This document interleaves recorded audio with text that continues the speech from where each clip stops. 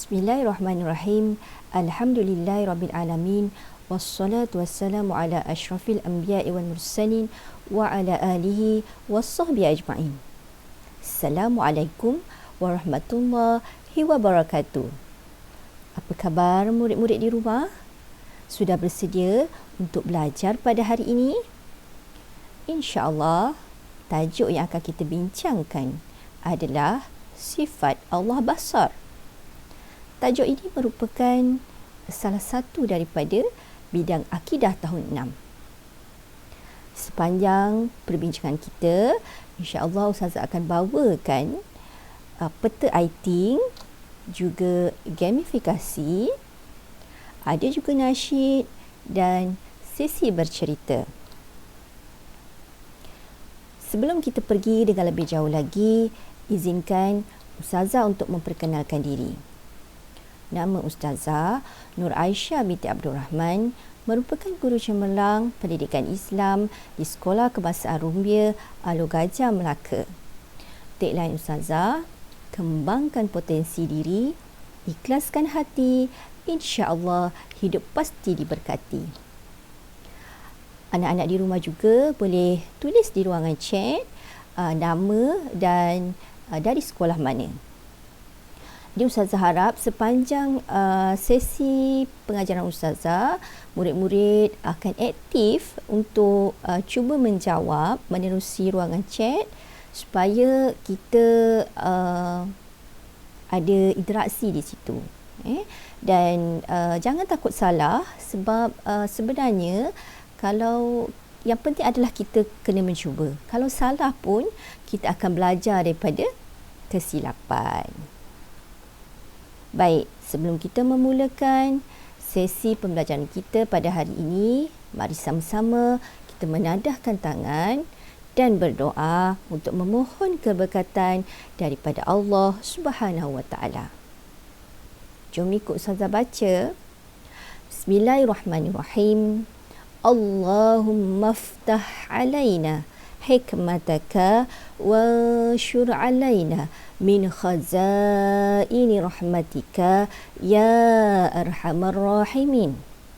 Ya Allah, bukakanlah ke atas kami hikmahmu dan limpahkanlah ke atas kami khazanahmu. Wahai Allah yang maha pemurah lagi maha penyayang. Rabbi shrah li sadri wa yassir li amri wahlul 'uqdatam min lisani yafqahu qawli. Wahai Tuhanku, lapangkanlah bagiku dadaku dan mudahkanlah bagiku tugasku, dan lepaskanlah simpulan dari lidahku supaya mereka faham perkataanku. Amin amin ya rabbal alamin. Ada 4 objektif pembelajaran yang kita nak capai pada hari ini. Objektif yang pertama, murid-murid akan mengetahui pengertian basar. Objektif yang kedua, murid-murid dapat menyatakan ciri basar Allah dan ciri penglihatan manusia. Kita nak lihat perbezaannya nanti. Objektif yang ketiga, murid dapat menjelaskan hukum beriman berdasarkan dalil nakli dan dalil akli. Objektif yang keempat, murid dapat menyenaraikan kesan beriman dengan sifat basar Allah. Baiklah, cuba murid-murid lihat gambar apakah ini? Siapa yang tahu, cepat-cepat tulis di ruangan chat. Ustazah ada sediakan 3 gambar. Jadi ini adalah gambar yang pertama. Okey, gambar yang pertama ini adalah gambar mentol lampu. Apakah kegunaannya? Seperti yang murid-murid dapat lihat di dalam gambar ini, mentol ini bercahaya dan dia dapat menerangi keadaan sekelilingnya yang gelap gelita. Macam tu juga kita pada waktu malam kita memerlukan cahaya lampu. Sebab sekiranya tiada cahaya lampu, kita tidak akan dapat melihat dengan jelas. Baiklah, kita pergi kepada gambar yang kedua. Gambar apakah ini? Kalau ada murid-murid yang tahu, nyatakan apakah nama alat ini dan kegunaannya. Ini gambar yang kedua dan ini gambar yang ketiga. Baiklah, gambar yang kedua kita namakan sebagai mikroskop. Murid-murid yang belajar sains pasti tahu. Alat mikroskop ini digunakan untuk melihat mikroorganisma. Maksudnya benda yang kecil. Mikro itu merujuk kepada sesuatu yang kecil yang tidak boleh dilihat oleh mata kasar. Contohnya seperti bakteria. Kalau kita letakkan dan kita lihat menggunakan mikroskop, barulah kita nampak bagaimana bentuk bakteria itu sebenarnya. Baik, gambar yang ketiga di sebelahnya itu adalah teleskop. Kalau mikroskop tadi kita nak lihat benda yang halus, yang kecil, yang mikro. Tapi teleskop ini kita gunakan untuk melihat benda yang jauh daripada kita. Contohnya seperti bulan. Bulan itu kedudukannya sangat jauh. Kalau kita lihat dengan mata kasar kita, bulan itu sangat kecil.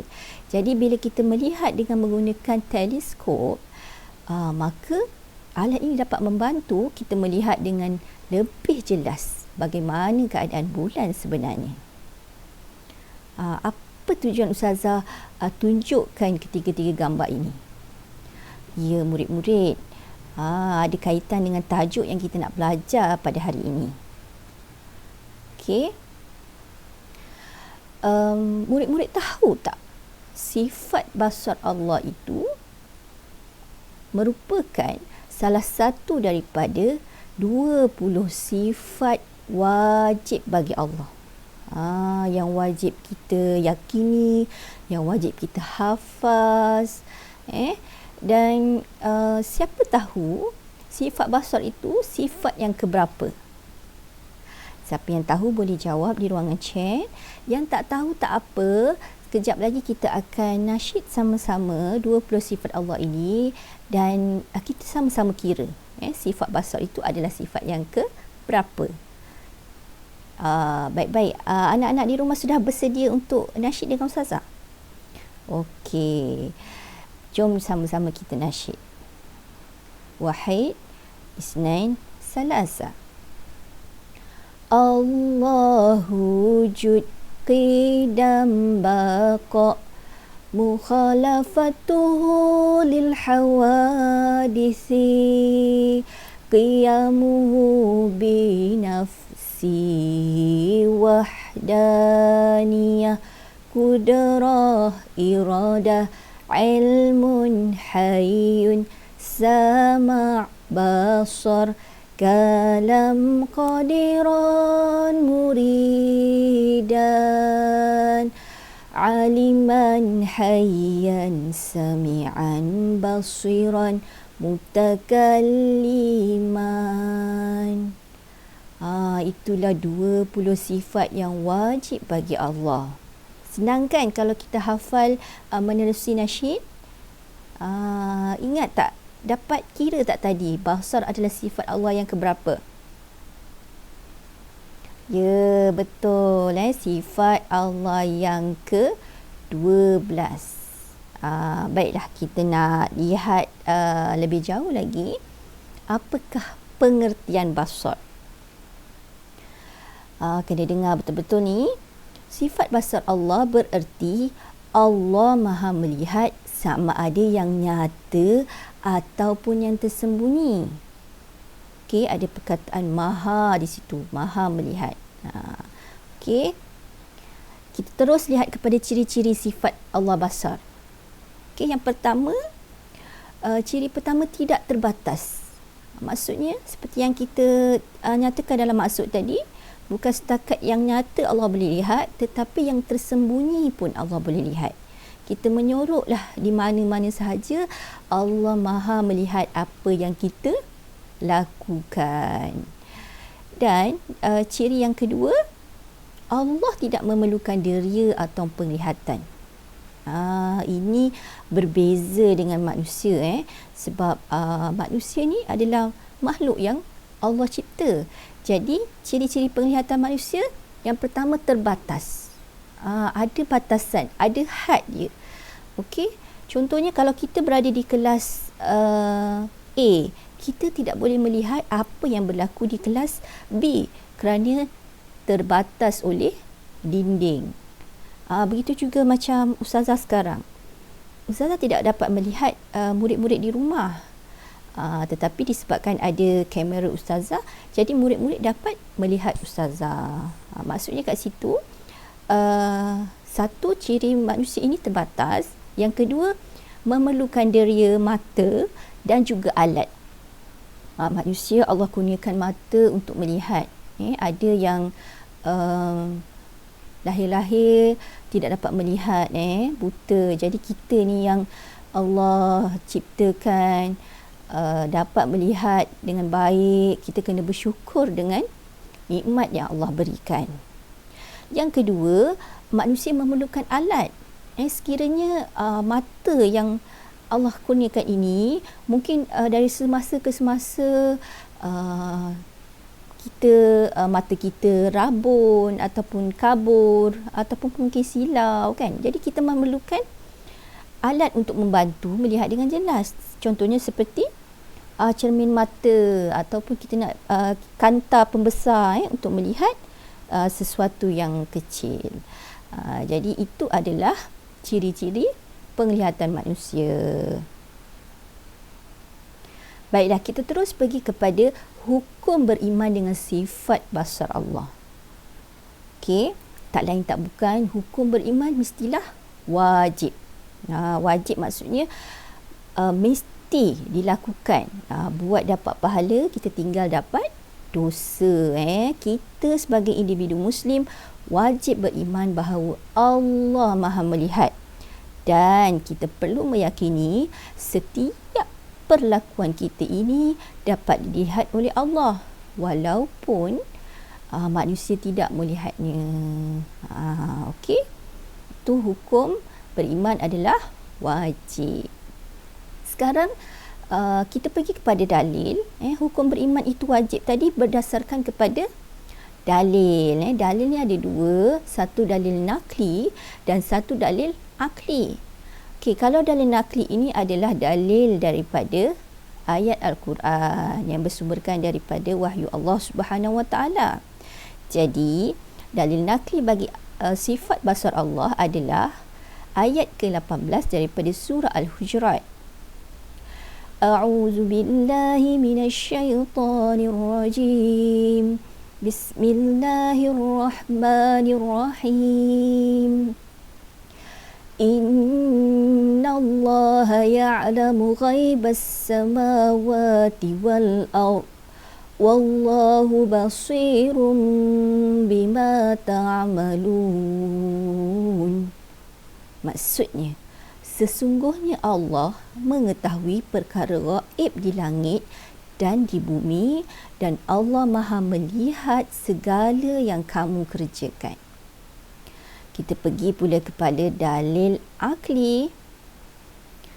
Okey, dalil akli ini adalah berdasarkan logik akal manusia. Jadi dalil akli bagi sifat Allah basar adalah Allah memiliki segala sifat kesempurnaan dan kemuliaan.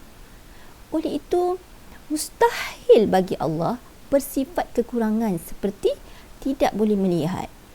Yang bersifat kekurangan ni siapa? Kitalah sebagai manusia. Ada yang boleh melihat, ada yang tidak boleh melihat, ada yang dapat melihat tapi tak jelas. Itu adalah sifat manusia yang penuh dengan kekurangan. Okey, murid-murid, nak dengar cerita tak? Hari ini Ustazah nak bawakan satu kisah tentang Khalifah Umar bin Abdul Aziz.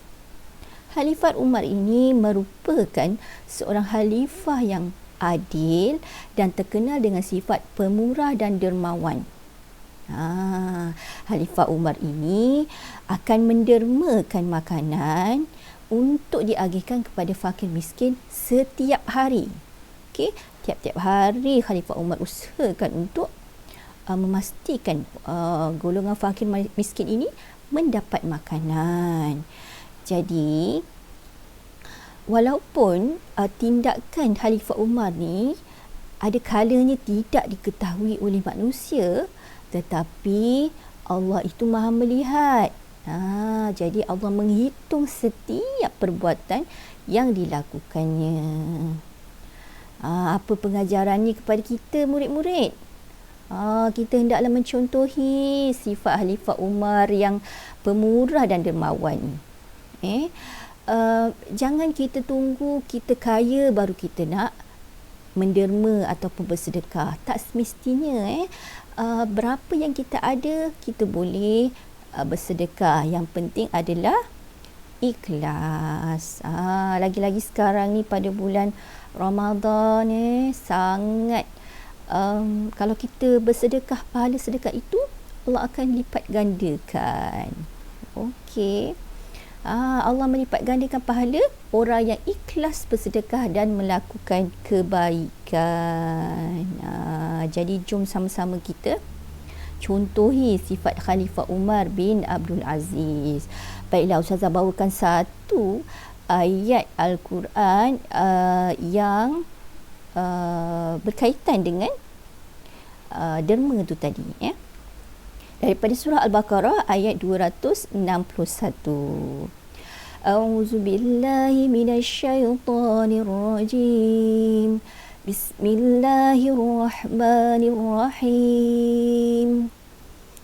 Mathalul ladzina yunfiquna amwalahum fi sabilillah kamathali habbatin anbatat sab'a sanabila fi kulli sunbulatin mi'atu habbah wallahu yudha'ifu liman yasha' wallahu wasi'un alim. Maksudnya, bandingan derma orang yang membelanjakan harta ke jalan Allah sama seperti sebiji benih yang tumbuh menerbitkan 7 tangkai. Tiap-tiap tangkai mengandungi 100 biji. Allah melipat gandakan pahala bagi sesiapa yang dikehendakinya dan Allah Maha luas kurnianya meliputi ilmu pengetahuannya. Kita pergi semula kepada Khalifah Umar Abdul Aziz yang juga sangat amanah ketika melakukan urusan negara. Beliau tidak menggunakan wang dan harta benda negara untuk kepentingan diri sendiri. Beliau akan memadamkan lilin yang diperolehi daripada wang negara dan menggunakan lilin sendiri ketika berurusan hal peribadi. Ini adalah contoh bukti keimanan Khalifah Umar terhadap sifat Allah basar. Jadi kita pun perlu meyakini bahawa Allah Maha melihat. Jadi contohnya sekarang ini kita berada di bulan Ramadan. Mungkin ada anak-anak di rumah yang sedang berlatih untuk berpuasa. Ustazah ucapkan tahniah. Dan jangan sesekali kita menipu ibu bapa kita. Kalau kita tak berpuasa contohnya, kita makan, tapi kita cakap dengan ibu bapa kita berpuasa. Mungkin tidak ada orang lain yang nampak kita makan, tetapi kita dah belajar pada hari ini Allah itu Maha melihat. Okey. Berdasarkan apa yang Ustazah ceritakan tadi, cuba murid-murid fikirkan apa kesan kalau kita beriman dengan sifat Allah basar.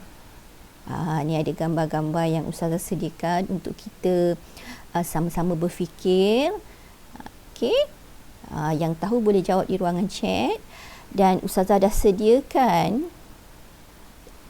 Okey, ini adalah peta aiting dalam bentuk peta buih. Jadi kat situ kita boleh nampak ada 6 kesan beriman dengan sifat Allah Basar. Yang pertama, melipat gandakan amalan. Baiklah murid-murid, kalau pada bulan biasa pun kita lakukan amalan kebaikan, Allah akan lipat gandakan. Apatah lagi pada bulan Ramadan. Bulan yang penuh dengan keberkatan, yang penuh dengan kemuliaan. Pada bulan ini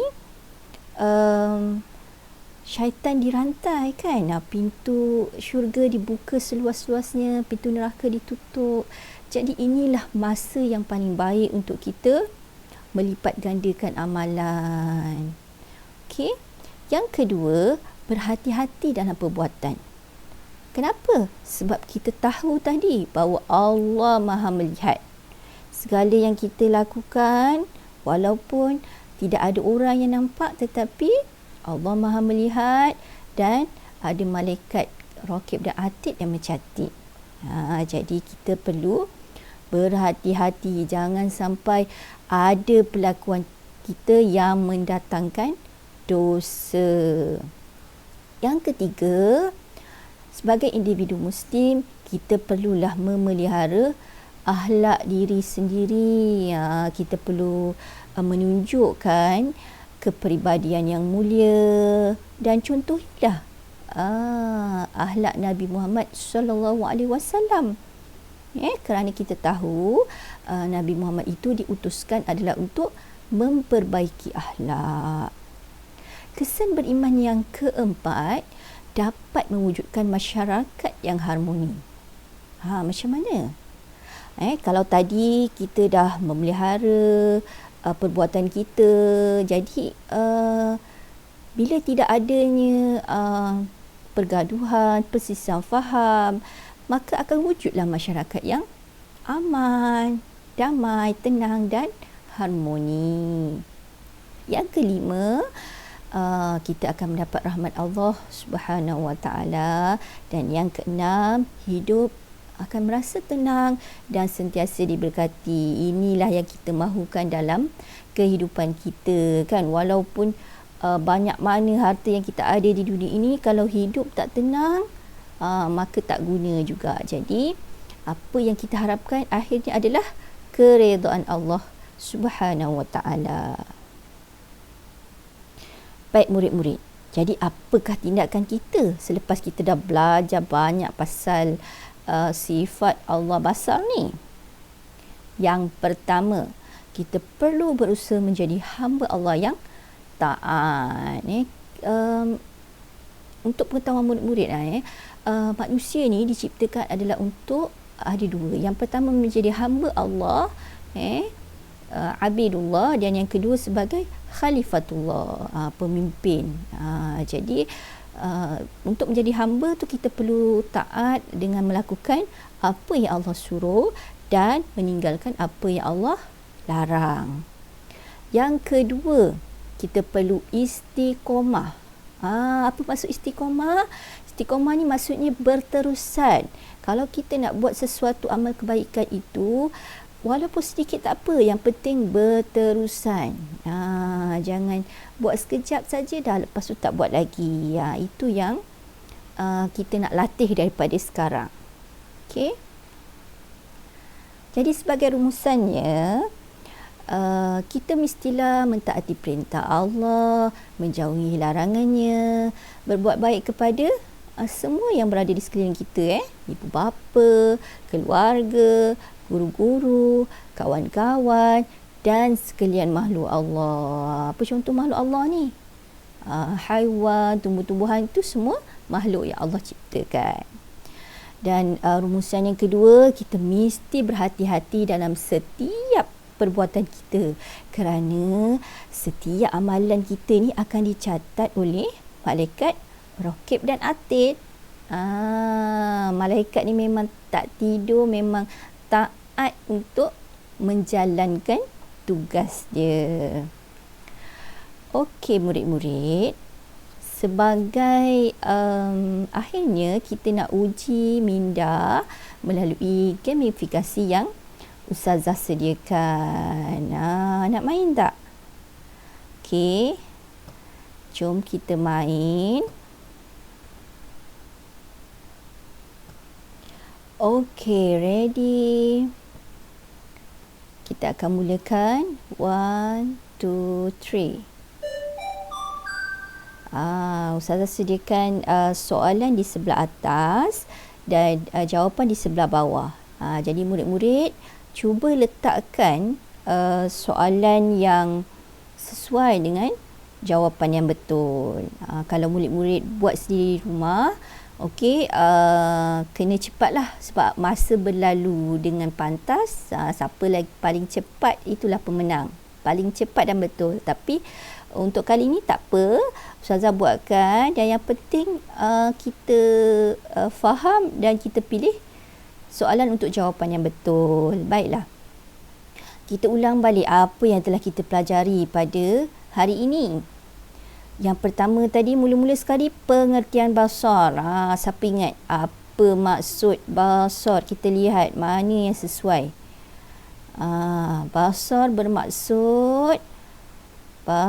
bermaksud Allah Maha melihat. Okey, kita dah dapat satu jawapan.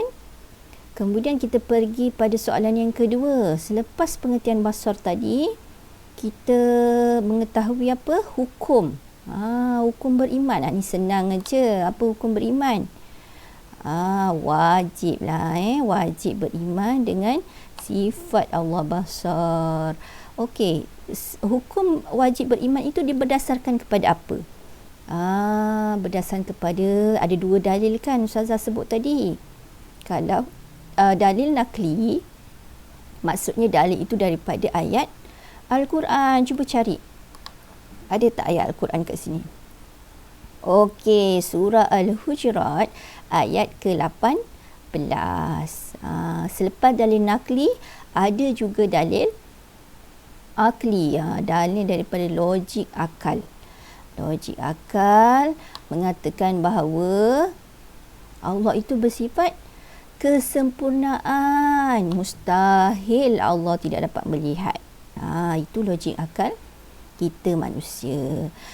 Baiklah, seterusnya Ustazah ada ceritakan tentang ciri-ciri basar. Ciri-ciri basar Allah, penglihatan tidak memerlukan peralatan dan tidak terbatas. Itu ciri-ciri basar Allah. Bagaimana pula ciri-ciri penglihatan manusia? Mestilah terbatas kan, sebab manusia ni Allah yang cipta. Okey, kemudian Ustazah ada bawakan cerita tadi tentang siapa? Murid-murid ingat tak? Ya, kat sini yang sesuai, Khalifah Umar Abdul Aziz. Jadi Khalifah Umar ni khalifah yang macam mana? Yang amanah, bijaksana dan pemurah. Okey. Seterusnya Ustazah bawakan peta aiting tadi tentang apa?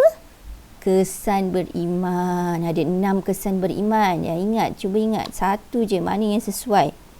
Kesan beriman, dia dapat memelihara akhlak dan melipat gandakan amalan.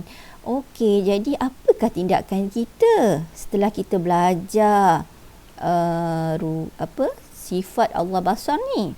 Kita perlu berusaha menjadi hamba Allah yang taat. Dan akhir sekali, sebagai rumusan dan pengajarannya, kita semua perlulah berhati-hati pada setiap tingkah laku, kerana apa yang kita buat itu dicatat oleh malaikat. Cuba kita submit kita punya jawapan, betul ke tak betul? Okey, daripada 10 berapa yang betul? 9, 10. Alhamdulillah, ke 10 jawapan betul. Tahniah murid-murid.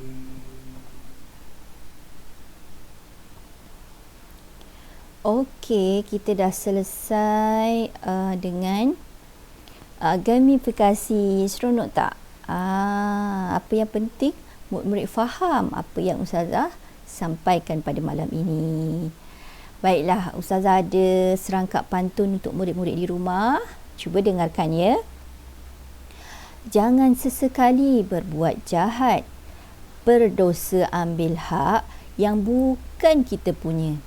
Wajib yakini Allah Maha melihat, dapat pahala hidup diredainya. Jadi sempena bulan Ramadan Al-Mubarak, Ustazah rasa tidak terlambat untuk Ustazah mengucapkan selamat berpuasa. Dan sebenarnya puasa ini juga merupakan satu amalan yang dapat menghapuskan dosa-dosa kita. Ini berdasarkan kepada hadis riwayat Bukhari dan Muslim. Nabi Muhammad SAW bersabda, "Man shama Ramadan imanan wahtisaban ghufira lahu ma taqaddama min zambih." Sesiapa yang berpuasa Ramadan dengan penuh keimanan dan pengharapan akan diampunkan dosa-dosanya yang telah lalu. Jadi murid-murid di rumah, sama-sama kita berpuasa dengan penuh keimanan. Baiklah, Ustazah rasa kita telah berada di penghujung episod. Ustazah ucapkan selamat beramal dengan apa yang telah kita pelajari pada hari ini. Bagi murid-murid di rumah, jangan ponteng puasa. Sekian dahulu daripada Ustazah. Wabillahi taufiq wal hidayah. Wassalamualaikum warahmatullahi wabarakatuh. Sehingga kita berjumpa lagi. Bye.